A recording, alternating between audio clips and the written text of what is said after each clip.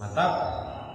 Urang teh bersyukur jadi jalma miskin teh jadi jalma fakir supaya bisa sabar. Dalam mengharap urang teh moal bisa sabar. Matakna aya 10 tina teu boga jadi loba, aya deui tina loba jadi teu boga. Maksudna kumaha? Tina teu boga jadi loba. Tina sabab urang teu boga harta.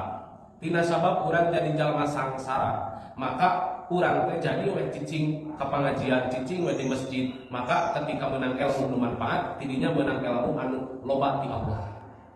Ayeuna tina loba jadi saeutik.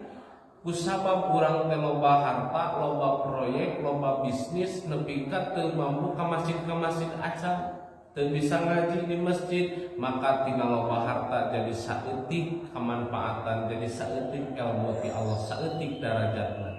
Tuh matakna urang teh nu hadir di masjid teh, urang nu hadir dina pangajian teh pedah naon, pedah urang teu bogana naon. Dalam urang boga harta loba mah wayah kieu gana mending sare nonton ieu gagayaan we naon sih. Anu sabab urang teu bogana naon ka mana nya kaselan geus ngaji.